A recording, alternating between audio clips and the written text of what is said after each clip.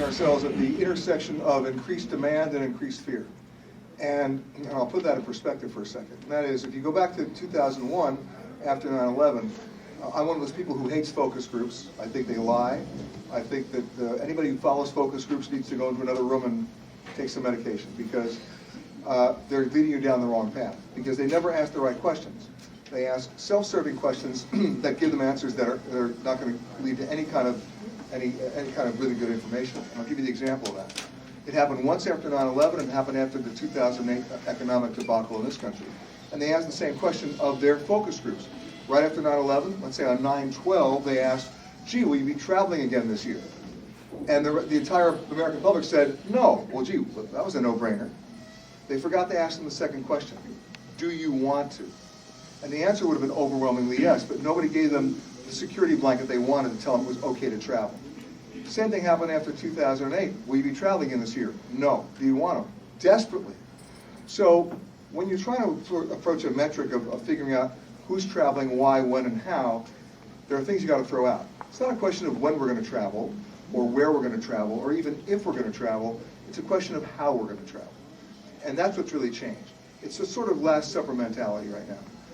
I remember going to Paris in 2008. We were doing a story at that time for NBC, and every single hotel in Paris was overbooked by Americans complaining about how expensive it was to be in Paris. And I would ask them the following question. Well, you certainly knew what the exchange rate was before you came over here. Well, yeah. Well, you're still here. Why? The answer was interesting. They said, because if we felt if we didn't come now, we'd never go. There's your Last Supper mentality. And so going back to what you were saying about last minute booking, that is totally in sync with that. People are booking at the last minute, but they're taking the entire family with them. Here's the other interesting thing. You mentioned visiting friends and family. Once you visit friends and family, you have to have a vacation. All right, so basically that's the dysfunctional tour, and then you have to have one to recover from that. And so, you know, word of mouth and sharing information is exploding exponentially. The question is, who's vetting it? That's the problem. Where's the credibility there? That's one of the reasons why we did our book called Like a Local. We actually asked the people who live in those communities to talk to us as opposed to another guidebook writer. And I think what you're finding is that, I said the intersection of demand and fear. Are people traveling more now? Yes. But they're also traveling fewer days.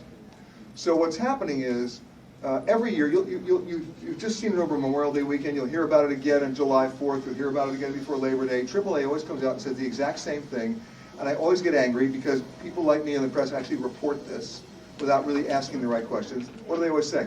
AAA reports there'll be fewer Americans on the road this Memorial Day weekend. Really? I go to AAA and say to them, how'd you come up with that figure? Oh, well, we counted the number of cars on the road. I said, hey, excuse me, idiots. Have you counted the number of people in the cars? The entire Clampett family's in there. They've got granny strapped on the roof. The point is, we adjust. And that's what's happening. What we're seeing here, all of us here from a different perspective, is how Americans are not going to deny themselves their right to travel. They're just going to adjust how they're going to do it.